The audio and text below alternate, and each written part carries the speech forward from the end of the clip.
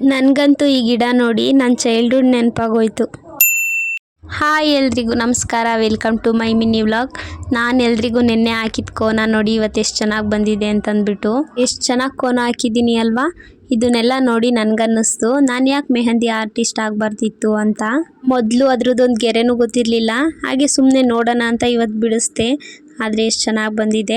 ಇನ್ನು ನಾವು ರೆಡಿಯಾಗಿ ಹೊರಟು ಟಿಫನ್ ಮಾಡೋಣ ಅಂತ ದೇವಸ್ಥಾನದ ಕಡೆ ಹೊರಟ್ವಿ. ಟಿಫನ್ಗೆ ಕೇಸರಿ ಬಾತು ಮತ್ತು ಪಲಾವು ಮಾಡಿದರು. ಅಲ್ಲಿಂದ ಬಂದು ಅದು ಜೀರ್ಣ ಆಗಬೇಕಲ್ವ, ಕೆಲಸ ಏನೂ ಇರಲ್ಲ, ಮಧ್ಯಾಹ್ನ ಊಟಕ್ಕೆ ಬೇರೆ ಹೋಗಬೇಕು.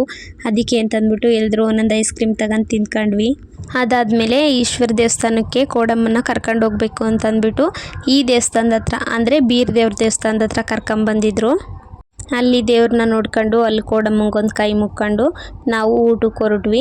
ಊಟ ಎಲ್ಲ ಮುಗಿಸ್ಕೊಂಡು ಬರಬೇಕಾದ್ರೆ ನೋಡಿ, ನನಗಿದ್ರ ಗಿಡದ ಹೆಸರು ಗೊತ್ತಿಲ್ಲ, ಅದು ನನಗೆ ಸಿಕ್ತು, ನಿಮಗೂ ನೆನಪಿರ್ಬೋದು.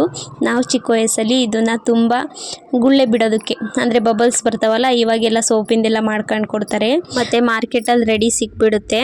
ಆದರೆ ಇದನ್ನು ನಾವು ಚಿಕ್ಕ ವಯಸ್ಸಲ್ಲಿ ಅದ್ರದ್ದು ಹಾಲನ್ನ ಪಿನ್ನುಕ್ಕೋ ಇಲ್ಲ ಅಥವಾ ಅದನ್ನೇ ಹಿಂಗೆ ಮುರಿದ್ರೆ ಒಂಥರ ಬರ್ತಿತ್ತು, ಅದರಲ್ಲಿ ಗುಳ್ಳೆ ಬಿಡ್ತಿದ್ವಿ. ನಿಮಗೆ ನೆನಪಿರ್ಬೋದು, ನನಗಂತೂ ಅದು ನೆನಪಾಯಿತು. ಅದಕ್ಕೆ ನಾನು ಆ ಕೆಲಸ ಮಾಡ್ತಿದ್ದೆ ಗಿಡ ನೋಡಿದ ತಕ್ಷಣ. ಆಮೇಲೆ ಕತ್ಲೆ ಆಯಿತು ಅಂತಂದ್ಬಿಟ್ಟು ನೈಟ್ ಊಟಕ್ಕೆ ಹೊರಟ್ವಿ.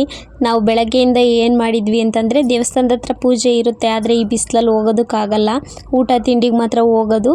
ನೈಟ್ ಏನಾದರೂ ಫಂಕ್ಷನ್ ಇದ್ದರೆ ಅದನ್ನ ನೋಡೋಕೆ ಹೋಗೋದು. ಇದೇ ಹೋಯ್ತು 2 ದಿವಸದಿಂದ. ಇನ್ನು ಇವತ್ತಿನ ಫಂಕ್ಷನ್ ಬಂದು ಆರ್ಕೆಸ್ಟ್ರಾ, ಇವರು ತುಮಕೂರವರು. ಚೆನ್ನಾಗಿತ್ತು. ಆದರೆ ನನ್ನ ಮಗಳು ನೋಡಿ ಅಲ್ಲೇ ನೋಡ್ತಿದ್ದಾಳೆ.